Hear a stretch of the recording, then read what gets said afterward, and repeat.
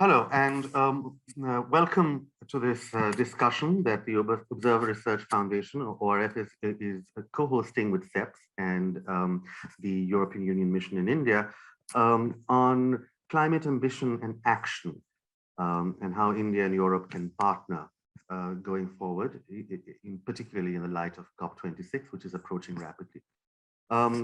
For a few brief opening remarks, welcome remarks, I would like to turn now to His Excellency, the Ambassador of the European Union to India. Your Excellency, if you could go ahead. Thank you very much. And yes, let me also warmly welcome all of you in today's event. Let me thank ORF for co-organizing it with us. We are going to talk about climate action and the mission. Bringing together European and Indian policy makers and think tanks. But it's obviously an extremely relevant discussion now, only a few days before COP26. Let me recognize also the participation on video of the chairperson of the Parliamentary Standing Committee for Finance and my colleague Mark van Oikeren. So the whole world will be looking at Glasgow, will be looking at what will happen at COP26. I think it's starkly clear that we need to decarbonize our economies and do it fast. I mean, the recent IPCC report has been eloquent, very clear in its conclusion. For the planet, we need to be ambitious, and we need to take action now. We do not have the luxury of time. We cannot simply wait or procrastinate. If we look at what's already happening now with a 1.1 degree increase, we see extreme weather events, be it in Europe or in India or elsewhere. It's clear that we cannot afford even higher levels of global warming in the years to come. For the European Union, our internal policies, but also our external projections are now guided by the European Green Deal. The European Green Deal provides a roadmap with specific actions to move to a climate neutral continent by 2050. But these are not just generic aspirations. These are legal provisions now enshrined in law, in the EU climate, which will discipline us in the years to come to reduce by 55% greenhouse gas emissions by 2030. So that's what the European Union is doing. But we all agree that no individual country can make it alone. We must work together, all of us, and we must together take bold decisions. And I think that the European Union and India are uniquely placed to steer the discussion in the pursuit of this global common good.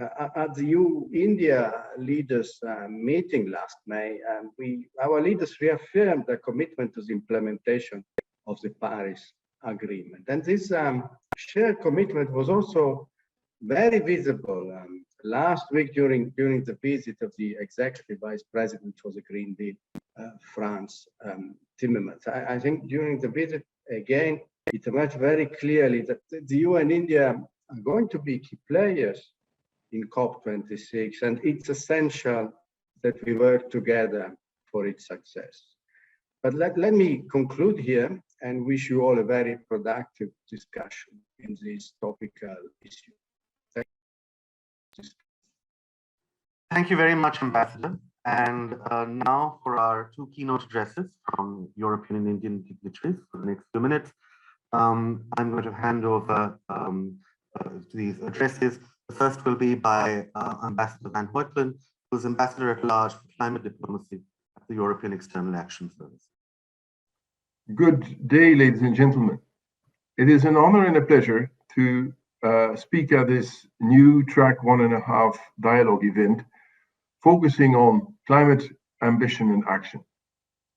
This event is part of the EU Climate Diplomacy Week and takes place before COP26 and the week after Executive Vice President for the European Green Deal Mr. Timmermans visited Delhi and met with his key interlocutors to prepare for the Glasgow conference. The objective of this event is to get a better understanding of each other's positions, interests, and ambitions with regard to climate, energy, and environment, and to facilitate officials and their think tanks talking to each other. In this defining year, this defining decade, for slowing global warming, it is clear to all of us that we need to be ambitious and that we need to take action now. And it's also clear that we need to work together. No government in the world can tackle the pandemic on its own, nor climate change, nor the loss of biodiversity. For the European Union, be it through our internal policies as well as for our external objectives, we are guided by what we call the European Green Deal, by our climate law and the Fit for 55 package, on top of the EU adaptation strategy and the EU biodiversity strategy. The European Green Deal is our agenda for transformation of the European economy towards a model that is more sustainable, inclusive, future-proof. It provides a roadmap with actions to move to a climate-neutral European continent in 2050. That target is set in a legally binding instrument, which we call the EU climate law, that not only sets the climate neutrality goal of 2050, it is also introduced for 2030 the goal of cutting emissions by minus 55% in 2030 compared to 1990.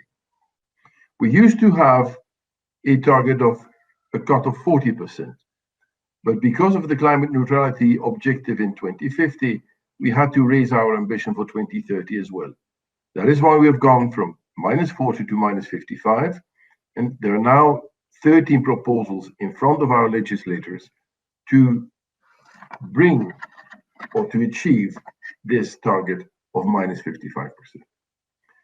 In addition, although we will do everything in our power to get to the mitigation objectives that we have set for ourselves, as well as others in the world, we also have adopted an adaptation strategy, which aims at building a climate resilient society and help to strengthen resilience globally. Climate finance is another of our priorities. It is key to drive the shift to a climate neutral global economy. The EU and its member states have provided over the last years about $20 to $25 billion a year. And we hope that we will be very close to reaching the 100 billion climate finance target in the years to come.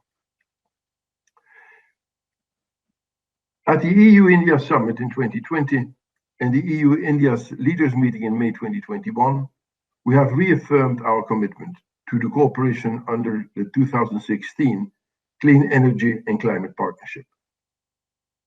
Recognizing the importance of multilateralism, our leaders stated that the EU and India will reinforce their cooperation in the International Solar Alliance, the Coalition for Disaster Resilient Infrastructure, the International Platform on Sustainable Finance, and the Leadership Group for Industry Transition. We in the European Union also would like India to join the global Methane Partnership, because cutting methane emissions is the cheapest and fastest way to slow down global warming. Ladies and gentlemen, we can only tackle this global challenge of slowing down climate change if we work together. The EU and India bilaterally and within the relevant international organizations. We are natural partners to do so. So let us cooperate more closely and understand each other's positions. Thank you and have a successful event. Thank you, Ambassador. And now we will hear from Jen Sinha MP, who is the chairman of the Parliamentary Standing Committee on Finance and a very senior voice in India when it comes to India's green trajectory. Greetings to all for this very important track 1.5 discussion that you're just about to undertake. And as a prelude to COP26 and the discussions in Glasgow, I think this will be both a very interesting set of discussions and a very important and significant set of discussions. The stakes in Glasgow could not be higher. We've had a flurry of reports coming into Glasgow from various scientific agencies, from financial institutions, from businesses, from civil society. Everybody has expressed how important this COP26 is going to be to set a direction for how we as a global community tackle climate change. Now, in India also, we've been having a very extended and in-depth series of discussions about what climate change means for us and what we can undertake to do, both in terms of mitigation as well as in terms of adaptation. As you all know, India is probably one of the most affected countries from climate change. The combination of heat and humidity, the kind of rainfall and variations that we are seeing in our monsoon weather patterns, the glacial melting, deforestation, increase in climate migration, all of these phenomena have been shown to have been linked to the warming that's happening to our planet and that we are experiencing on a daily basis. India is deeply impacted. And as a middle to low income country, our challenge on the adaptation side is immense. We have, of course, tried to build up our disaster response capabilities. We have tried as quickly as possible to bring prosperity and basic necessities to our people. But nonetheless, we know that the next few decades, in terms of dealing with climate change and the impact that it's going to have on our weather patterns, is going to be profound, difficult, and very, very challenging for us. So we need to work certainly on the adaptation side, and there's much work to be done as well. But equally, and perhaps even more importantly, there is very important work to be done on the mitigation side. And here I want to take a few minutes and tell you a little bit about India's situation with respect to carbon equivalent emissions. Today, India emits about 3.5 billion tons of carbon equivalent emissions. Of those, about 1 billion tons come from agriculture across a host of sources and are very difficult to deal with here. And then about 2.5 billion tons comes from industry, from buildings, from transportation, and again, a variety of different sources. So it's about 1 billion tons from agriculture and 2.5 billion tons from the modern economy, from industry, from residential and commercial sources. Now, we have overachieved our 2015 Paris commitments. We had said in Paris that as part of our NDCs, we would bring in about 30% of our fuel and fossil fuel sources from renewables, as far as our electricity system was concerned, and that we would reduce the carbon intensity of our GDP by 33 to 35%. We have overachieved on those goals. And I think coming up to Glasgow, we will announce even more ambitious and aspirational targets in terms of renewables, in terms of carbon intensity, and potentially in terms of reforestation as well. All that being said, India's GDP, which is a good thing, continues to grow quickly. The electricity usage of our people continues to increase rapidly as they attain higher levels of prosperity. And as a result, even as we are reducing our carbon intensity, even as we are undertaking these efforts to reduce carbon emissions, what the modeling is telling us and what the climate scientists are telling us is that our carbon equivalent emissions will continue to grow into the foreseeable future. So under our Paris commitments and potentially the commitments that we are going to undertake just now in Glasgow, even as the world works towards flattening and then bending its carbon emissions trajectory and perhaps getting to net zero by 2060 as an aspirational goal, India's carbon emissions trajectory, India's decarbonization pathway actually does not either flatten or come down. In fact, what the modeling is showing us right now is that our carbon emissions will continue to increase from 3.5 billion tons to over 7 billion tons by 2050. That's what the modeling is showing us. And the economic logic behind it is very simple.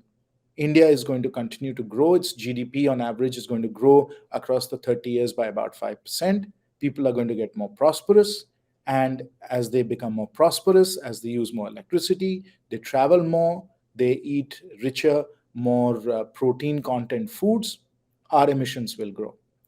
And so we have to think very carefully about what we should do as far as mitigation is concerned. If the world's goals are to reach net zero by mid-century, and China and Saudi Arabia and Indonesia are announcing targets of this type, then India too must consider what it will take to flatten our curve and then to bend the trajectory so that we can also reach net zero at some point. Even with the announced target of perhaps 450 gigawatts of renewable energy that we are discussing right now, we will still continue to have quite a bit of coal installed capacity in our electricity system by 2050.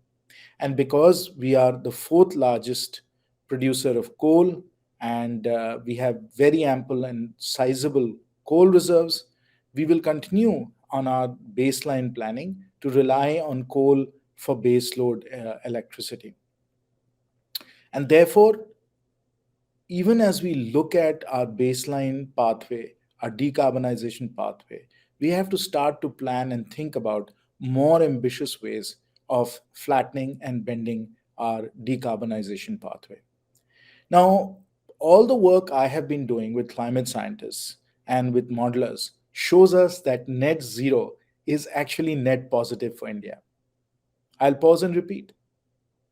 Net zero is actually net positive for India, which means that if we are able to move from our current baseline pathway and in fact flatten and bend our carbon emissions trajectory, if we can get to net zero, actually our GDP will grow, we will create more jobs and improve the quality of life of our people, and in fact save millions of lives because we will be reducing air pollution dramatically by stopping the use of fossil fuels. So net zero is net positive for India. Now the catch is, and there's always a catch, the catch is that for us to actually reach net zero, we will need trillions of dollars over the next 30 years to completely transform, number one, our electricity generation, so moving it completely to renewables from a mix of renewables and coal right now. We will need hundreds of billions of dollars to be able to completely change our transportation systems from a combination of petrol, diesel, and electric to all electric. We will need hundreds of dollars to switch our industries such as cement, fertilizer, and steel from the use of coal to using sources such as green hydrogen. We will have to very much improve the insulation and the quality of our buildings. We will have to reduce the amount of methane gases and other emissions coming out of agriculture. And so these are momentous and profound changes that are going to be required across our economy if indeed we have to get to net zero. It's doable. And in fact, it's positive for India. But we will need to mobilize, as I said, over the next 30 years, trillions of dollars of capital. Modeling is showing us that it'll be in the tens and 20s of billions of dollars almost immediately. And then by the time 2030 rolls around, we will be having to invest hundreds of billions of dollars in our economy, incremental, beyond our baseline trajectory to be able to get to net zero. These are important and difficult actions that we have to undertake, along with what we have to do on the adaptation side, because 1.5 degrees centigrade is actually going to happen in any case because the carbon is already in the atmosphere. But then, in addition to the adaptation, which is in itself a large burden, for us to undertake these mitigation actions to reduce carbon emissions and to get onto this net zero decarbonization pathway is going to require enormous, enormous resources. I think you will be keen to discuss these issues and to work on them during your session. And I very much look forward to to hearing what action plans and solutions you come up with. Once again, my best wishes for this session and for this dialogue. Thank you.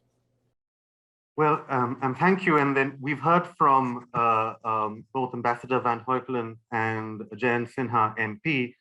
And I think we have a clear sense now of what the importance of the coming COP26 dialogue is, what the roles are of India and Europe in achieving some kind of global consensus. And I don't want to spend very long on further opening remarks because I think we've now set the scene fairly effectively.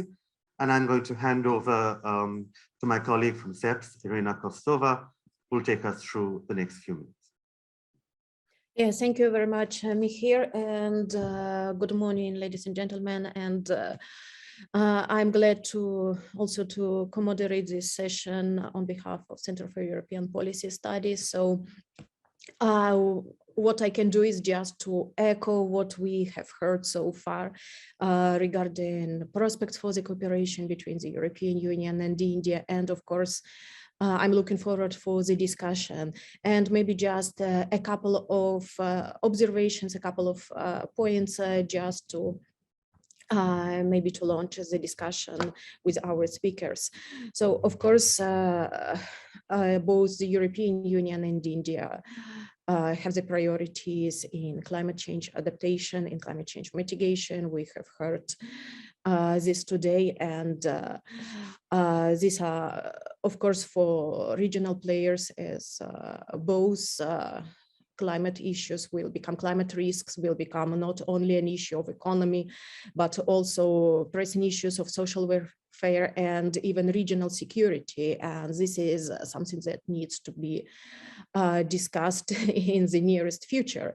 And of course, that comes to the energy transition. I think we will hear about this a lot today. And it's about fossil fuels dependency. Both depend excessively on fossil fuels, and these days I think we cannot just avoid discussing the high volatility in global markets and high prices on fossil fuels. And that raises, of course, the question of how fast the transition to renewables can be achieved, and what could be joint actions between the European Union and India. And of course, in case of renewables, we heard very ambitious targets set up by India, and in the European Union, we have ambitious goals to upload in upcoming years, to upload huge amounts of renewables. And of course, this is another issue to discuss, also competitiveness of renewable energy technologies from the European Union side, for example. And of course, climate change should be viewed not only a kind of challenge, but also an opportunity for economic growth. And that's what we discuss in Europe. The European Green Deal is all in all is about opportunities, economic opportunities, and just transition. So this is another issue that can be discussed, and another opportunity for cooperation. And of course, maybe to conclude and to give the floor to our speakers, of course, both the European Union and India both have rich experience in driving various transitions in multicultural, multi-religious, federal and multilingual context, with all advantages and complexities, and that opens really a large and fruitful road for cooperation. And saying this, I'm very glad to give the floor to our speakers, our distinguished speakers, and to thank them for agreeing to join us today. So today we have Sharmila Shavali, advisor at National Institute of Smart Government. We welcome also Siddharth Pathak, Director of Partnership at the 2050 Pathway Platform. Webhub's Chatur Trivedi, Fellow at the Council on Energy, Environment and Water. Mats Engström, Senior Advisor at Swedish Institute for European Policy Studies. And last but not least, Lola Valeilo, Director Climate at the Institute for Sustainable Development and International Relations in Paris. So just not stealing more time, I'm very happy to give the floor first to Sharmila, and I will welcome to share any your observations on the topic of today's discussion, and maybe to limit your intervention to 5-6 minutes. Please, Sharmila, the floor is yours. Thank you, Irina. The two keynote speakers have underlined the issues that will be coming up in COP26, and you've also mentioned the efforts that have been made in both in the EU and in India. Many of the key first steps on the subject have been taken in the past by the EU, and many countries have adopted a lot of what the EU has set the pace on. But climate action is possibly a subject which should have probably seen intensive regulatory action before leaving it to piecemeal action taken by different countries and by industry. This is because climate is basically something that has externalities. And also, as Mr. Jayant Sinha has pointed out, the scale of finance that is required is frightening. There is no way that the market will correct itself. We already have huge allegations of greenwashing coming in whenever money is being claimed to be used for climate action. And unfortunately, one thing that has hurt climate action is that climate is increasingly getting clubbed with S and G under the umbrella of ESG. And while social and governance issues are of great concern, climate has to be seen separately. And this is perhaps where the EU and India can work together intensively, because unless they do, working out the strategy to raise finances is going to be very, very difficult. An expert has just pointed out that where some commitments have been made and some industries have already set the pace for the amount of money they can put into climate change, there's over $6 trillion in private equity and about 360 trillion of global wealth for which it is business as usual. So unless we look at this from that angle also, I don't think it will make too much of a difference to the action that's been taken. And maybe the discussions today, we can see how we can focus more on what can actually be done and show results. Thank you. Thank you very much, Sharmila. I think we will discuss greenwashing and green finance further on the panel, and that's a very sensitive issue, of course. And Siddharth, I give the floor to you, maybe to share your observations on the issues. Thanks, Irina, and thank you for having me here. I think a lot has been said, and I think what's interesting is the initial two speeches and some of the distinctions within those speeches in itself is important to sort of take away. And I think even though we are sort of at the cusp of COP26, I think for me, one of the big observations between EU and India relationships have been that when it comes to the UNFCCC, the likelihood of India and EU collaborating is, in my mind, very little. Yes, you will come together to sort of sign on to the Paris Agreement, but having joint proposals or that adversarial sort of relationship that India and EU generally tend to have within the UNFCCC space to outmaneuver each other on negotiations, I think it's very unlikely that we will come out of that. And in my mind, collaboration in that space is rather limited. And to me, that stems from how India and EU view the functions of the UNFCCC.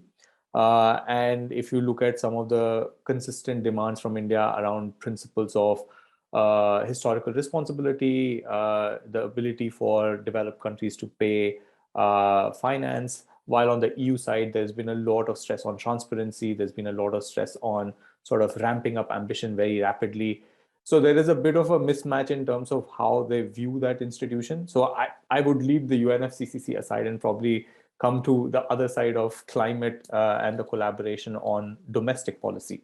So if you're looking at the domestic policy side of it, overall, as you saw as we also heard, I think a lot of the sort of aspiration on the India side is not necessarily to negate that we don't want to take climate action. I think it's more about who will enable us to take climate action.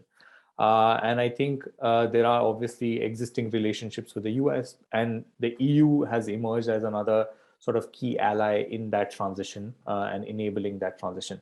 I think it might be helpful to think of what are some of those areas where EU and India sort of have that similarity and can collaborate. And I think an interesting starting point is actually looking at this new work that is happening called Climate Trace, which actually looks at real-time emissions and looks at how different sectors are emitting real-time. And you can see within some of the key EU countries and India what the similarities are, what those sectors are, which need to be dealt with. And I think in my mind, one of those areas is, of course, urbanization and cities, where there is a lot of collaboration and there is a lot of scope for regulatory collaboration. There's a lot of scope for people-to-people collaboration, and there is a lot of scope for government-to-government collaboration. It doesn't need to be within the framework of UNFCCC in terms of MRV and other things. It actually can be more in the sense of regulation than in the sense of people-to-people collaboration. So I think the city sort of bit and the urbanization bit of it, especially in the Indian and the EU context, could be very interesting to look at from a collaboration perspective. It's already happening, but I think deepening that could be something to think of.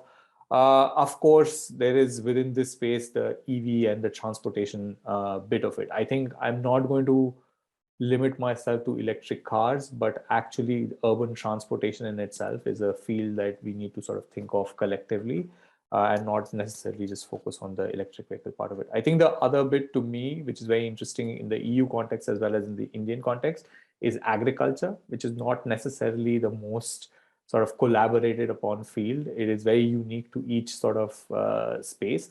But I think that's a sector that requires a bit of collaboration. It requires new ideas. The context is different, but I think some of the initial low-hanging fruits could be similar for the EU as well as for the Indian context, and especially with these new collaborations coming through. So, and looking at the fact that India's emissions from agriculture are pretty much the highest in the world. So it might be worthwhile to think of how a collaboration on agriculture could be thought of. And I think lastly, I would say on education or more softer collaboration between universities or think tanks. I think there's a lot of space on that. And I think India needs its next generation of policymakers, next generation of engineers, architects, whatever, like the entire sort of battalion of people who will actually help India transition. And I don't think that Indian education institutions as of now are sort of running up to speed as compared to the EU in terms of providing that technical knowledge. And I think there is a lot of space for that.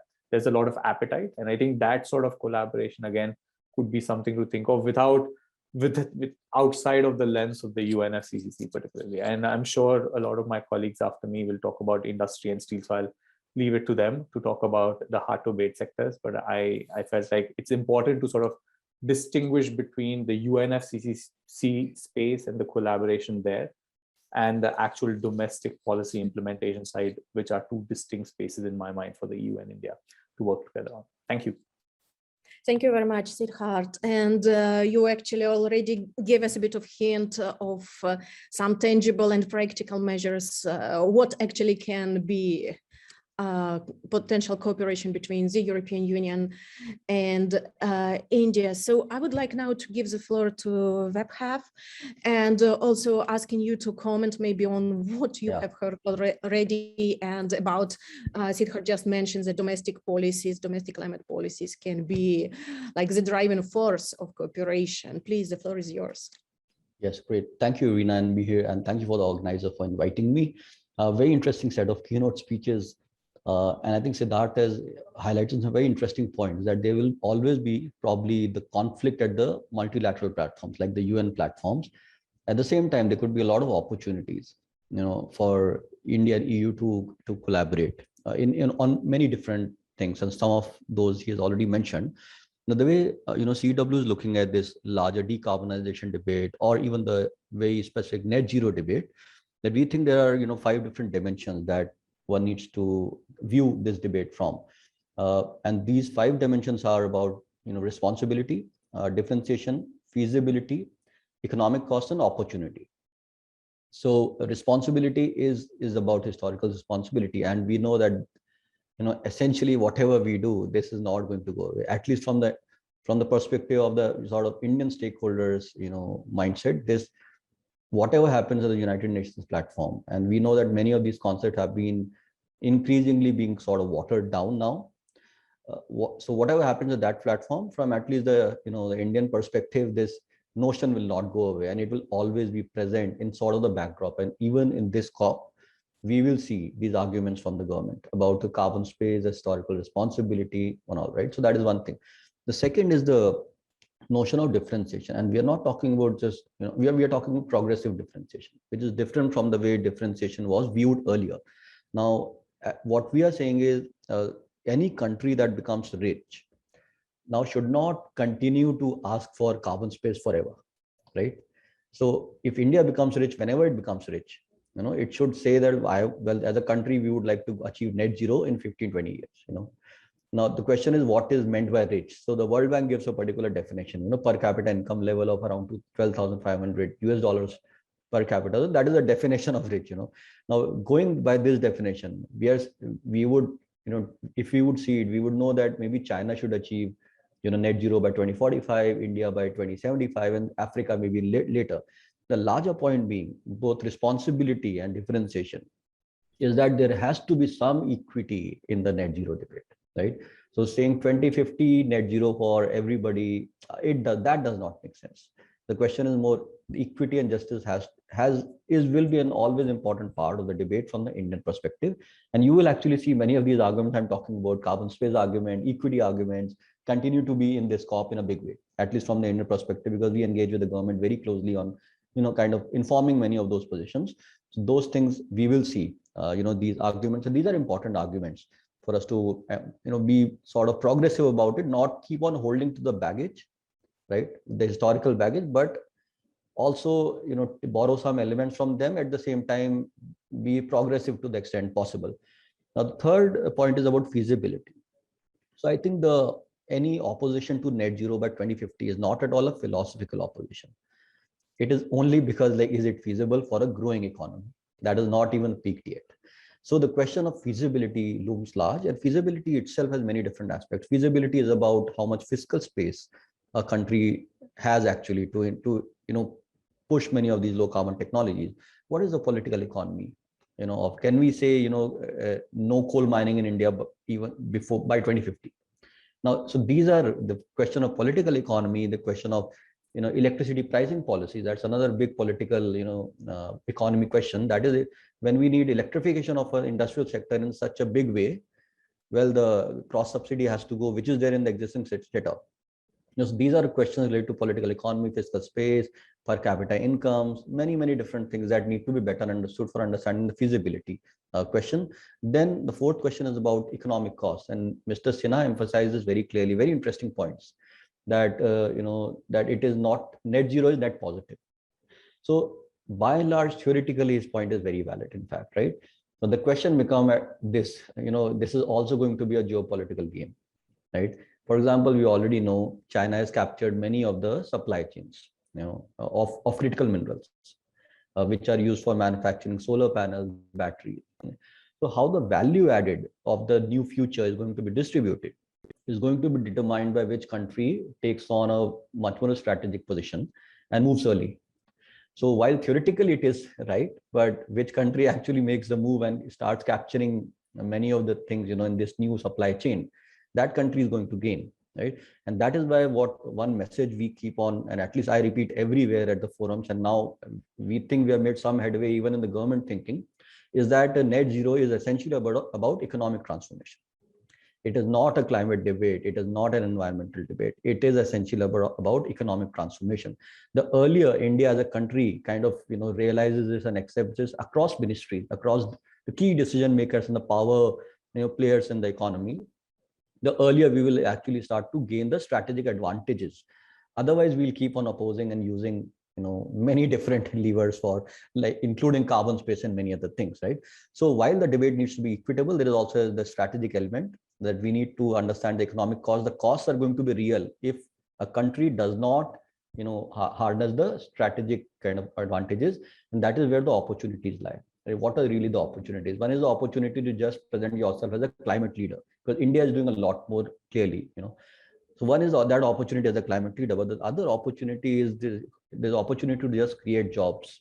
How do we create the economy of the future? That is a big question, which is essentially linked to the question of economic transformation, right? So now all of these elements are critical. You will see many of these resonating in this COP, and we will see many of these resonating much beyond this present COP.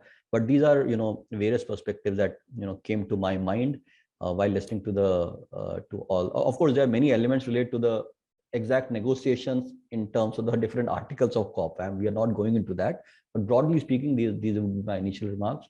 Happy to hear the other, colleagues here. Thank you. Yeah, thank you very much, Vaibhav. Really like a lot to take notes, a lot of notes to take, and a lot of food for thought actually.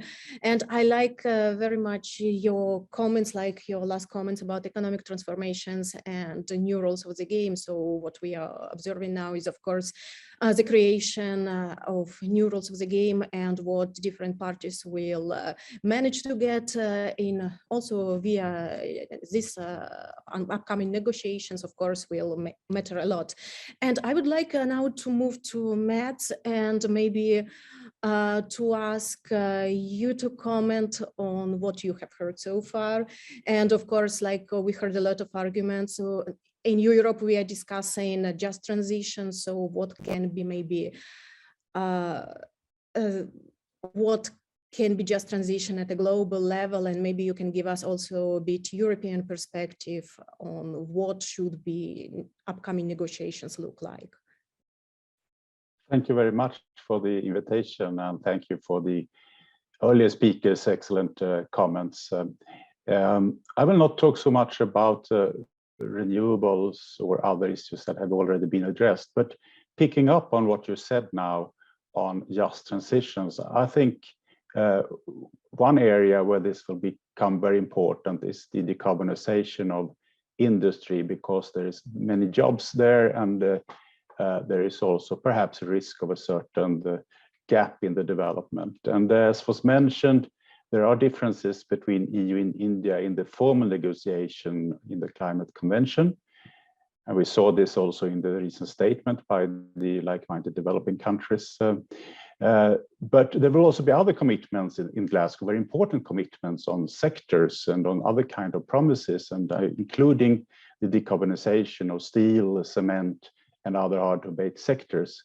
And this is a very exciting area. I know India is participating in LEAD IT and other international initiatives, but I also think there's a certain risk of a divide here, not only between Europe and India. India is a modern country with, for example, Tata Steel as a very modern steel company, but between the EU and different parts of the world.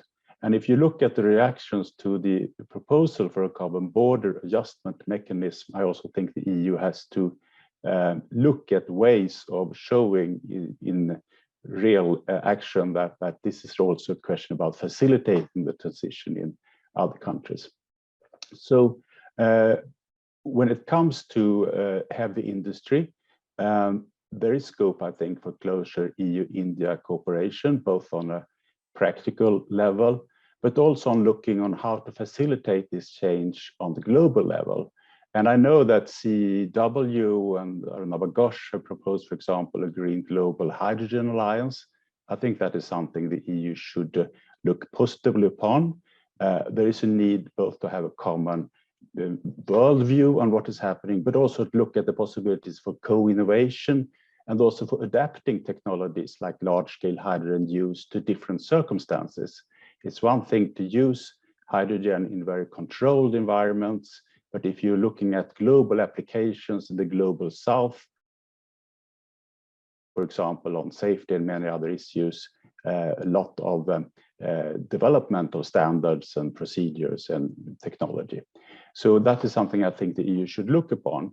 And this also relates to the controversial issue about technology transfer in general and intellectual property rights.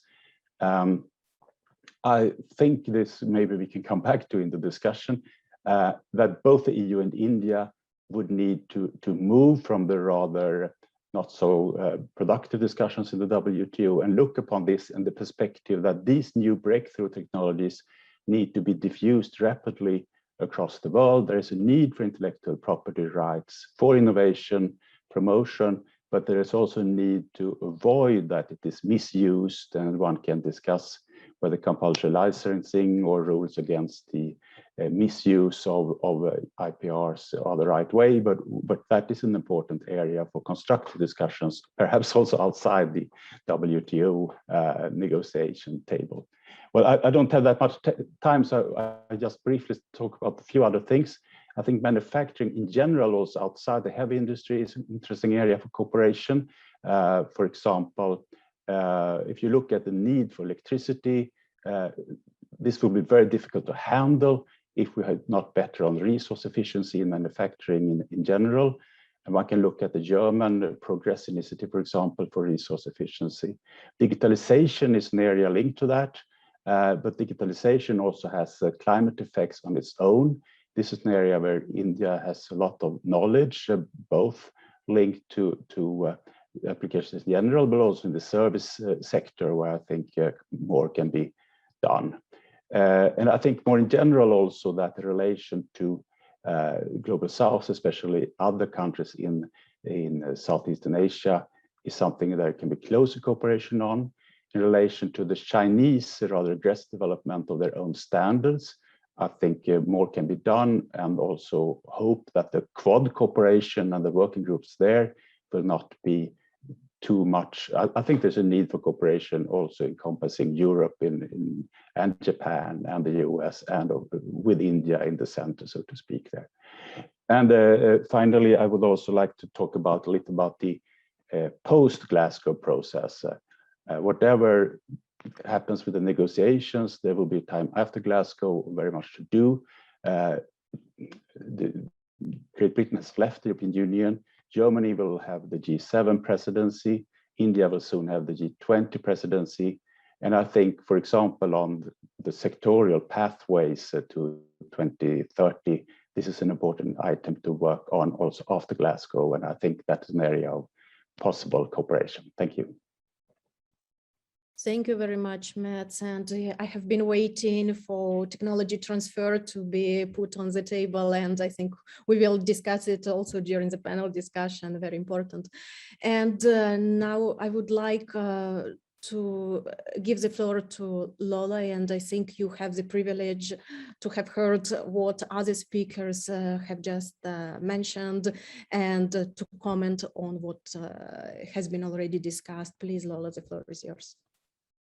Thank you very much. It's a privilege to have heard everyone's comments. I think I would wholeheartedly agree with what many have said in that I can't speak for India's development pathway, but certainly for every country, climate policy is primarily a development policy and a development pathway.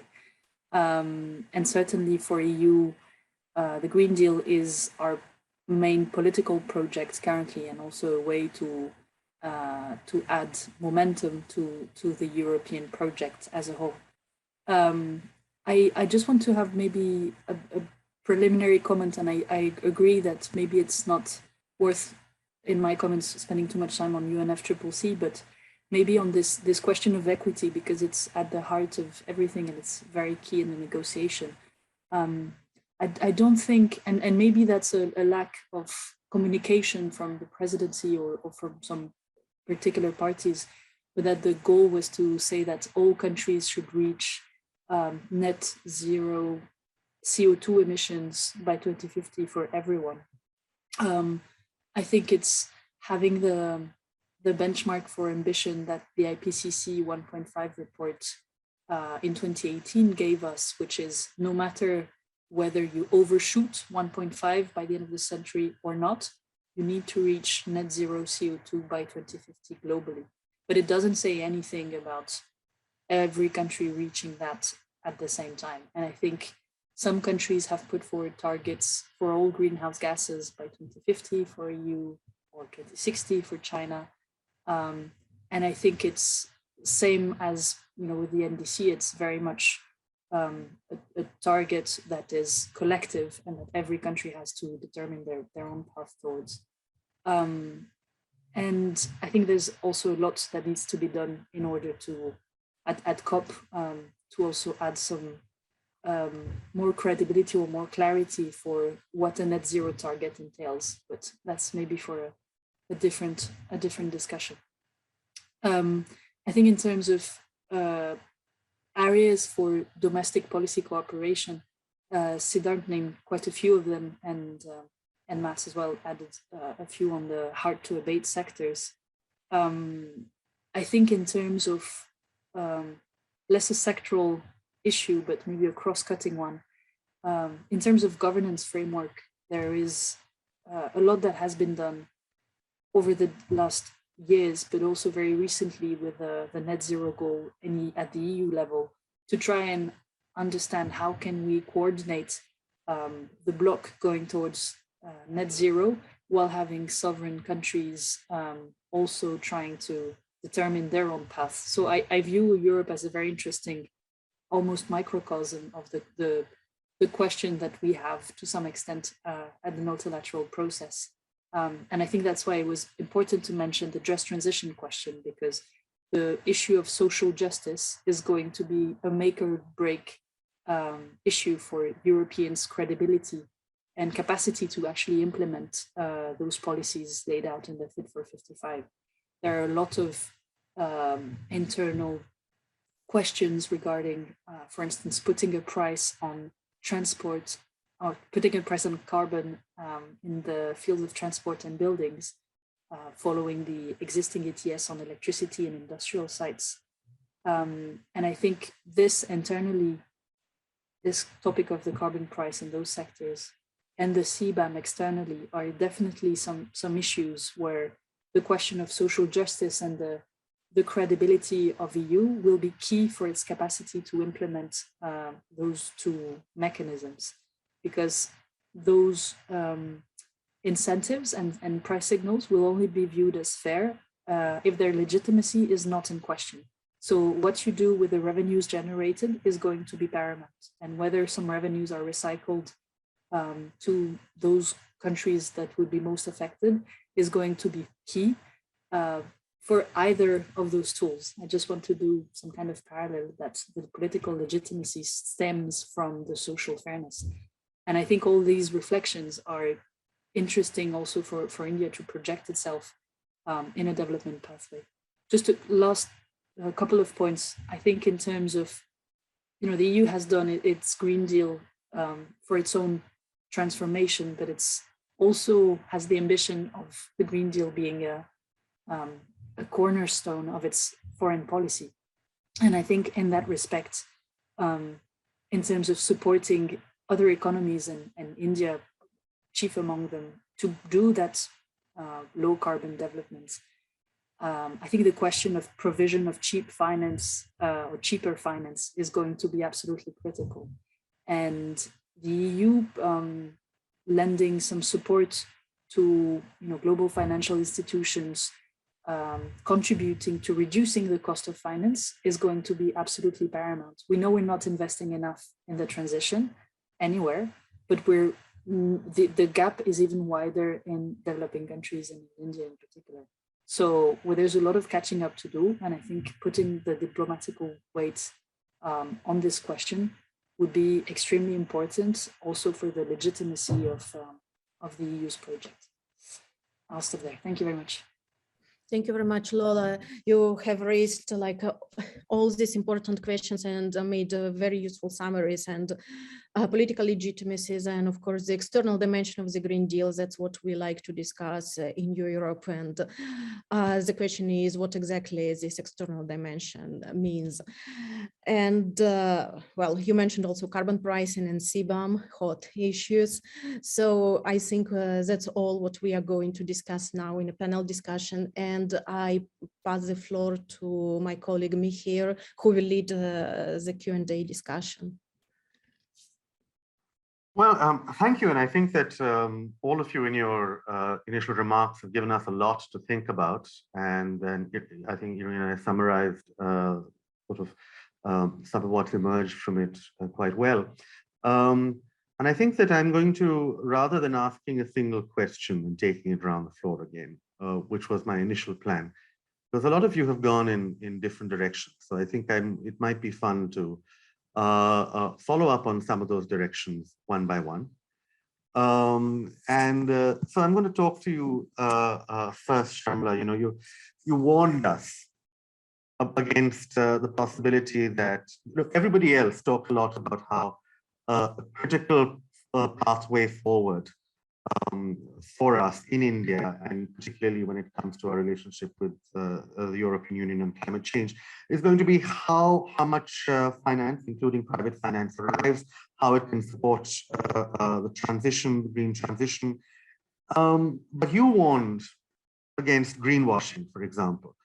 Now, here we have a somewhat interesting problem, which is that the European Union, of course, is seized of the problem of greenwashing. It's created a taxonomy of its own. It's trying to work on that. India presumably is also concerned about this issue, and we know is also thinking about a taxonomy of its own.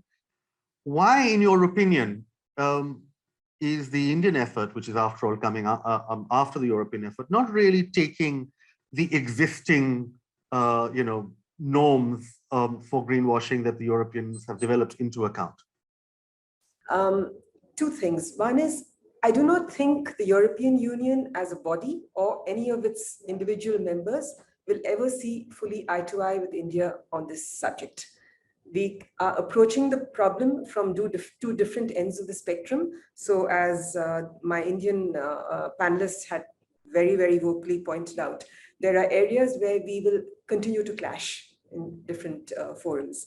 But that being said, there are some areas where we can pick up from what the EU has done. And to your question on why aren't we not just adopting whatever they have done, there's nothing wrong with the EU standards. In fact, some of the data they've given and the analysis they've given, the analysis they have made is superb. The taxonomy that the EU has also issued is very, very good. The problem that I have is that when we look at what we are adopting it from the viewpoint of Europe, which has a different economy. It's at a different stage of economic growth. It's at a different stage of industrial growth. The standards that I have been emphasizing we need the regulatory bodies of the government to set are more important than individual bodies setting this up, because that's where the greenwashing comes in. Right now, what we have in India, for instance, we do not have any reporting standards for industry. So each industry which talks of reducing its ESG emissions, et cetera, it's anyone's guess. It's very blurred. Similarly, in Europe, and this is where we need data. We don't have enough data points to come to a firm conclusion. The general feeling is that when green bonds are raised, for instance, how much of this is really green? How much of it is really just optics? And how much of it is not being used? So this is where we need regulation coming in. The allegations of greenwashing are also because a lot of the money that is being raised through green funds and green bonds is in the secondary market. It isn't in the primary areas where industry is operating, where the real, it's not the real economy, it's more the capital market economy. If this is not seen as a problem that we have to address now, the issues that we will always have differences with the EU will continue. What we need to look at with the EU is looking at areas where we can set clear targets, where we can come to some conclusion. We can lock horns on other issues forever till maybe 2050 or 2060. But on areas where we can define what would constitute the standards of reporting, have a template, and I know a lot of work has been done, including with industry by the multilateral forum that is looking into it, but issue the standards immediately. We are now at the end of 2021, and we are still discussing the issues of standards and regulation. So unless this is done, there will be allegations of greenwashing, and it will be very difficult for anyone to disprove them. That is why my concern about this. And where money is concerned, it isn't as if raising green finance is going to be less expensive than raising other money. If you look at the 30-year tenure money that is being raised by polluting industries, they're getting a cheaper cost than by green funds. So it's, unless we address this, we're going to be in this perpetual, feel very noble about investing in money which is green, but which is actually not green. That is why my concern about greenwashing. Thanks, Sharma. I think we may come to those questions in a bit. But I want to take one of the points about data and maybe take it to Siddharth. Siddharth, you're familiar with some of the pain points in the past relationship, in this relationship when it comes to climate in particular. And one of them has been, the dread word monitoring, which because of, 2009 or maybe things like that has always stuck in Indian heads as being somehow interference when maybe it need not necessarily be any such thing. Are there ways in which we can figure out in India better ways of using technology, perhaps to collect data that allows our own transition to proceed better, that allows our understanding of whether finance is being used properly, can have a more granular understanding of where green finance is going, to be able to maybe even figure out which state is doing better? Is there something in the European experience or experience from elsewhere that we should be looking at and discovering a common trajectory with? Yeah, I think, thanks, Mihir. I think that's a very important point, and yeah, completely again disconnecting it from the whole MRV regime of the UNFCCC. I think just for our own domestic purposes, having a better sense of what exactly are the sort of metrics, like I was talking about Trace, this new thing that a bunch of tech companies are coming together and doing. I think doing that at the state level in India would be very interesting. And why not? At the end of the day, you're trying to just understand what the sources of emissions are. That's on the emission side of it. But then, like you said, on the finance part, I think a lot of the smaller countries are actually leading on budget tagging, on figuring out how the money is actually going, because for them, unlike us, we are not so dependent on a donor-driven sort of behavior. But for the smaller countries, of course, they're far more dependent on ODA. So for them, tracking becomes like quite essential. So I think there are a few things to actually learn from our own neighborhood. Bangladesh, Nepal, I hear, is starting to do something. Bhutan was also intending to do certain things. So I think just our neighbors have done interesting things that we can actually learn from. We don't need to go to the EU to learn. I think there are interesting things happening in the neighborhood also. So I think it does make a lot of difference to at least understand how the money or where the money is going, especially if it's public finance. And we're not necessarily good at it, but doesn't mean that we can't get better. I think with more digitalization, I think that's one of the things that we could be better at predicting and understanding. I think that would really help allow policies to be developed which are far more appropriate, as well as understand where the gaps are. Like a long-standing conversation with most Indian colleagues is we talk so much on mitigation and we don't talk enough on adaptation at all within the Indian context also. So yeah, and I think the speech from Jayansana was definitely very insightful, saying that we need to keep a stress on both adaptation and mitigation. So yeah, I completely agree. I think there is a lot more that technology can play, a lot more role, but we need to have a bit of openness around trying to have more monitoring of our own actions for our own benefit, not necessarily for the international community, not necessarily to reassure others. It's more about our own, and like Vaibhav also pointed out, it's more about our strategic advantage and thinking more inwards instead of trying to be always on the defensive in relation to the international negotiation. Thanks, Siddharth. I'm going to, again, take off from the last thing you said, where you pointed, where you pointed back to Vaibhav and his remarks about the strategic direction that India's economic and greener transformation is likely to take us. And Vaibhav, you've raised 2 points that again go back into, I think, our history and give us some sense of where we are going.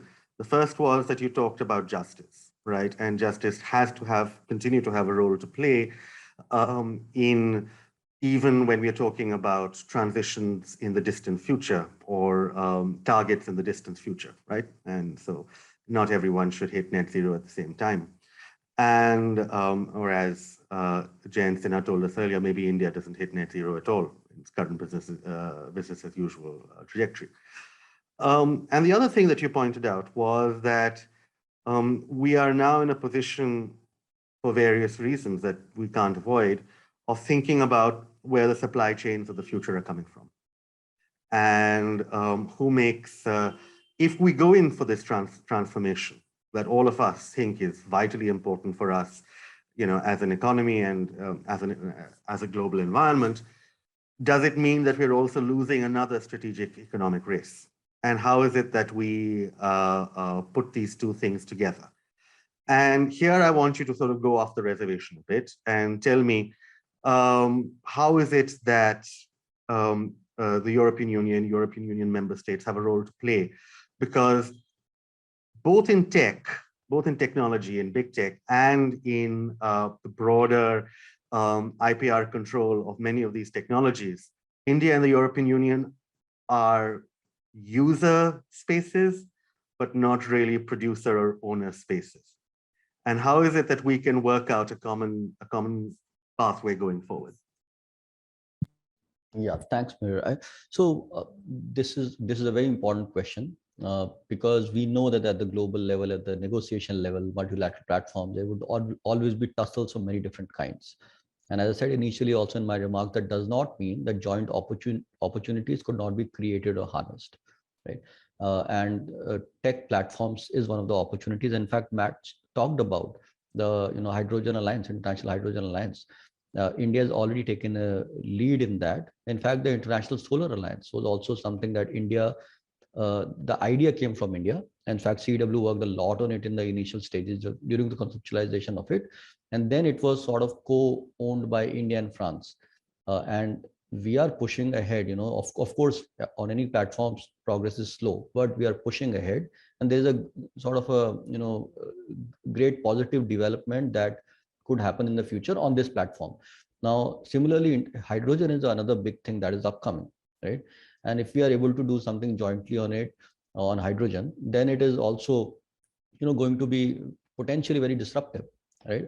Essentially, what we want to avoid whenever we talk about tech platforms or co-development of technology, what we want to avoid is that, even in this climate debate where all of us are supposed to be together and cooperate, there ends up being companies which have managed to invest so much in research and development just because they've got deep pockets and also because they've got a lot of human expertise.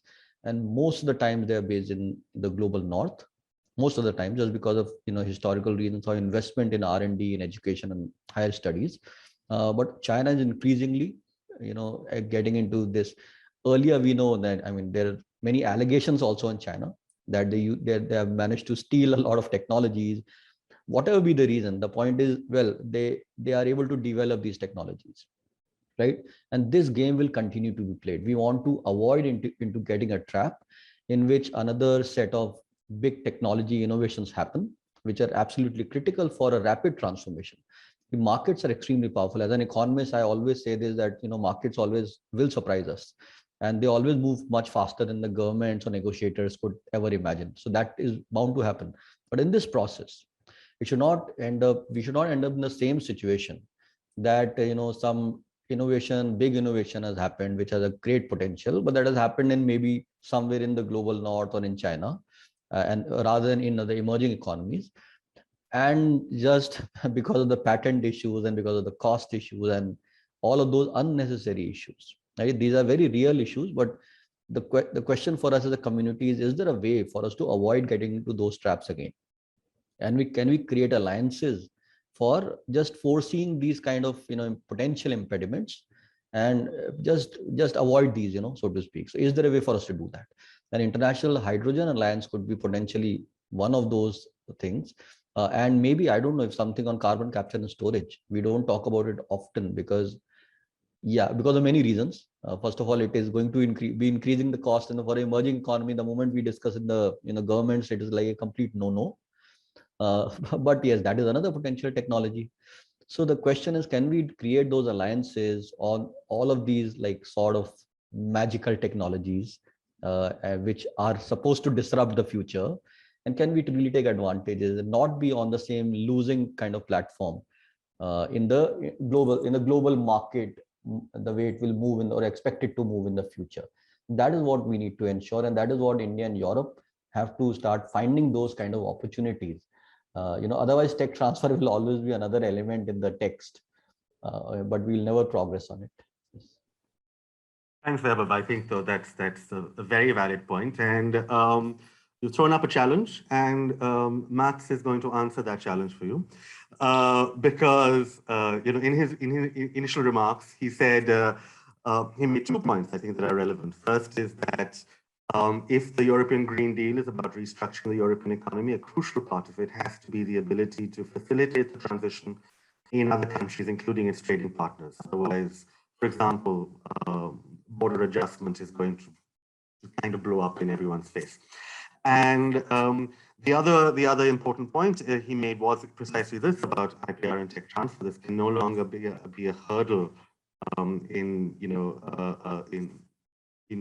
going forward. It doesn't mean that we all stick to our initial positions. Demand, India doesn't need to demand that IPR doesn't exist, and et cetera, et cetera. What are the ways in which we have to go forward? Max, what are your brilliant ideas on this? Share them with us and solve the problem. Well, I think this is an area where there is really scope for co-innovation of these ideas and proposals, I think. And I also already mentioned that CEW have done good work on this, and I'm sure others in India as well. I think first I wanted to say that the carbon border adjustment mechanism is controversial, but at the same time, one should emphasize that many of the aspects of it are related to the net zero transitions in general. The European Union is taking a certain cost of moving more rapidly, and that is the background to that proposal. But with that said, I think it's really, really important to engage in helping, supporting other countries' transition. And for example, as Lola already mentioned, you can look at the income from the CBAM, also from the revised emission trading system in the European Union. Maybe you can use part of this to fund some kind of co-innovation and tech diffusion fund, but that would also be dependent on, action of other countries. It would be very interesting to hear about the experiences India has with cooperation with Japan. Of course, all these countries like in Europe, the US, Japan, and others, they are promoting their own industry. We have to recognize that also relates to the IPR question. But still, there are benefits of working together, and there are great benefits, I think, in the quality of innovation to work together with companies and people in countries that have different circumstances. As I said, if you look at the total global use of hydrogen applications, solutions will look different if India and the European companies work together also on standards, as has been the case with India's leading role in the Solar Alliance. Well, I can't talk too much long now, but I think there's real scope to work together on this, and also for the European Union to be a bit more constructive on the IPR issue in the WTO. Thanks, Max. And you're right. We, to my surprise, we are in fact running close to the end of this discussion. And so Lola, I'm just going to turn to you with I think a two-pronged question, which is that you made a very good case in your comments when you talked about, for example, sharing the revenue of carbon pricing across various parts of the European Union. You said that essentially a lot of these new approaches that we are taking to get to net zero in Europe or to in a green transition in India will only be seen as fair if the revenues are recycled to those places most effective. Those places that are most effective. And I have 2 points, 2 questions essentially that emerge from that. First, is there a way in which, are there specific learnings that you picked up, some good case studies that maybe we can apply in our own transition in a federal economy, in a federal nation that we are going through, where there are questions of transferring across internal borders that become complicated? And secondly, don't you think that that's also true then for, on the international level, that, some things are only ever going to be seen as legitimate moves if there is a sense that the burden is being shared more uniformly? Thanks very much for these very interesting questions. Maybe starting with the second one.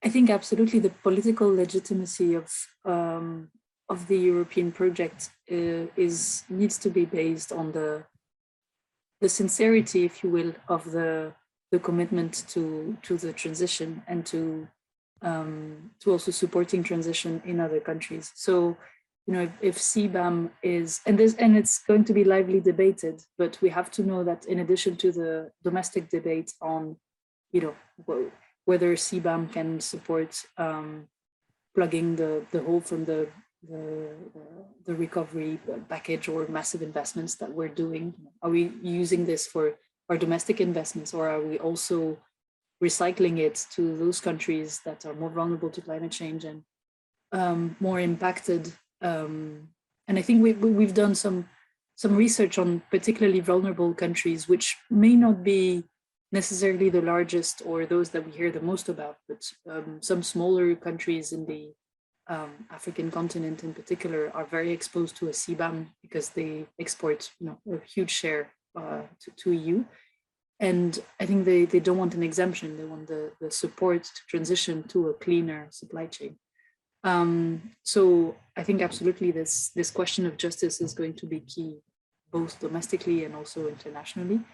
And in terms of examples, I think the EU is a bit further ahead in some transition for the energy sector in particular. We've had some regions where coal production and use has been abandoned, for instance, in the UK, and we know that it's been done at tremendous social costs. So I think in some case, we're trying to learn from mistakes from the past. I could also refer to the Gilets jaunes crisis in France, where the carbon price, you know, started some massive unrest. And that also means that we have to plan much better ahead. And I hope we'll learn the lessons from that in terms of offering alternatives before we send the price signal, because otherwise it's just unfair. And you're putting people in a corner without proper choices. So I would support, you know, the emphasis on providing not just access to EVs, which we know is geared or biased towards the richer segment of the population, but also urban transportation is going to be very important.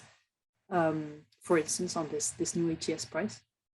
And these are less, you know, sellable. Like if you want to sell yourself as an innovative country that gets ahead in the global race, it tends to be less discussed, but they're actually vital for the feasibility and the acceptability of the transition as a whole. So I think, yeah, learning from those particular sectors, and we're trying to do this through the Just Transition Mechanism, which is targeting particular regions of EU, which are particularly dependent on fossil production, whether it's coal, oil, and gas. And I think we're at the very beginning, but that could also be an interesting policy to collaborate with India on. Thanks, Lola. And we have just a couple of minutes left. So I am going to dispense with the idea of going around the table once again for concluding remarks. And instead, I'm going to throw the floor open. Anyone have a response to anybody else who's spoken so far? Or any special ideas? Because otherwise, I think I have one. And I'll use that as a closer and then head on to Edwin to close us. Well, yes, okay, thanks. I think that what we've learned from this is that there are multiple ways in which we could still rub up against each other. And as Mats has said, and as Weber has said, we need to be able to figure out what the pain points of the future are and get ahead of them, if at all possible. Co-innovation is one way, working out how to loosen both our complicated IPR positions of the past is another way. Figuring out norms on hydrogen, figuring out safety norms on hydrogen is a third. Understanding each other's requirements on how to create proper standards for green finance is yet another. There are multiple ways in which I think we can identify locations for cooperation all down the chain between the European Union and India, between member states and in the Indian government, between state governments in India and elsewhere, and indeed between regulators in India and elsewhere, that we kind of need to start following up on as soon as possible. And in order to summarize everything a little better than I just did, I'm going to hand over to Edwin Cook, who is Counselor on Energy and Climate Action for the European Union delegation in India, to conclude this discussion for us. Edwin, if you're there. Thank you very much for this, I think, excellent panel discussion introduced by two excellent keynote speakers. So for me, this is the start of a new process where we try to bring officials and think tanks together to better understand the current relations between the EU and India in the area of climate change, in the area of the negotiations, but also in the area of cooperation. And perhaps I should start by saying that actually there is already quite some intensive cooperation in many of the areas that you mentioned under the EU-India Clean Energy and Climate Partnership. I learned a lot. I think the starting point by several of you was that there are areas where it will be really difficult for the EU and India to come together, in particular in the context of the negotiations, because of a different point of view towards common but differentiated responsibilities, equity, towards transparency, and how quick you need to increase your ambition level. I must say that in the recent visit by our Executive Vice President, Mr. Timmermans, actually there seemed to be a lot of understanding from both sides for each other's position, and I hope that this will also be visible in the negotiations. But I guess you're right. This will remain a difficult issue. You identified areas actually where we could get closer together, and you referred inter alia, and actually this was also referred to in the keynote speeches, to the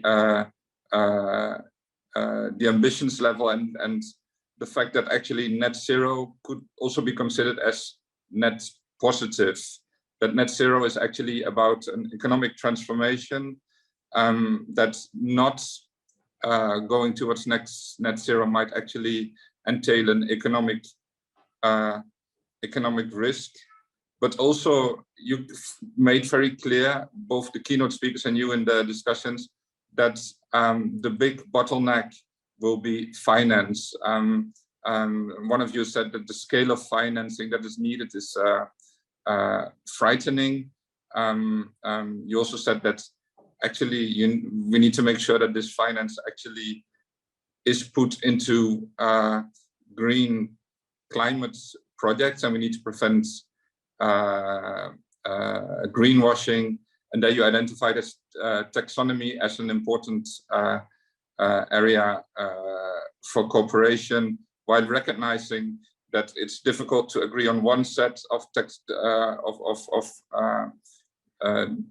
it's difficult to completely harmonize taxonomy, because we are in different stages of development. You also stressed the importance of cheaper finance, providing cheaper finance, and actually the problem that sometimes cheaper finance is now more available for fossil fuels than for greener technologies. You referred to also in relation to finance, but also more in general, to the importance of data and the importance of monitoring. And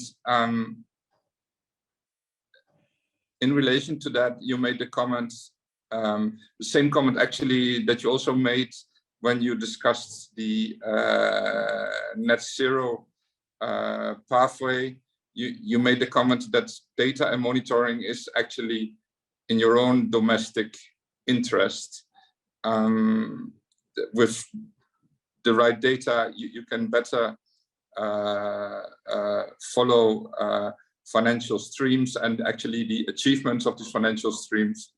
and you can better monitor the emissions and the impacts of your measures. You discussed the importance of social justice, linking it also to carbon pricing in the EU. Now carbon pricing for buildings, for transport, and for CBAM, or in the context of CBAM, is being discussed. And there you said, and that's again, you also made this comment before when you spoke about the net zero pathway.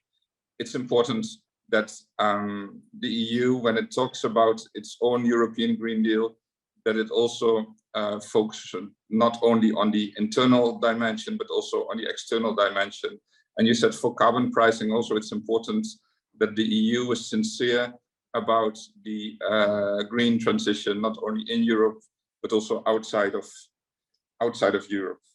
You spoke quite a lot about what this transition actually means, and the importance to work together in the area of manufacturing, digitization, co-innovation was mentioned, the importance of having technical platforms, and one issue that came up several times, as it also did in the meetings that our executive vice president had with the Indian honorable ministers, was the issue of hydrogen, and reference was made to a green global hydrogen alliance. You stress the importance of industry transition, and also for the need to focus on the hard to abate industry, and in that context also the need to try to work together to avoid that in other parts of the world the new technologies are developed,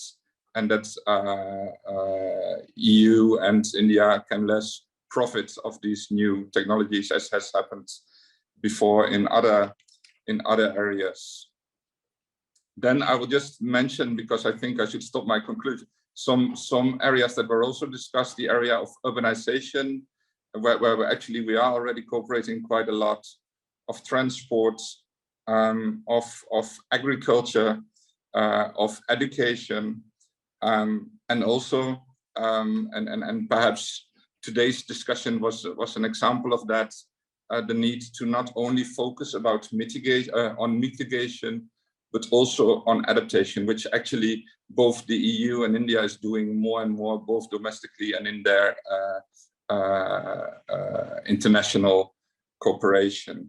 I stop here. I think this was a very good discussion, and for me the challenge is to really try to understand better where we should enhance our already existing cooperation, where we should focus more on, and where we need actually better understanding of each other's underlying interests and positions. So many thanks for this very useful discussion, and I would say that it will be continued. Thank you very much. Back over to you, Mihir. Well, thank you, Edwin. It only remains for me to thank the participants, and particularly my co-moderator, Irina, and to our two initial distinguished speakers. And I hope that we all learned something from this, and have some idea of where this relationship is going to take us in terms of our mutual climate trajectory over the next few years. Thank you all for joining us, and thank you to the speakers.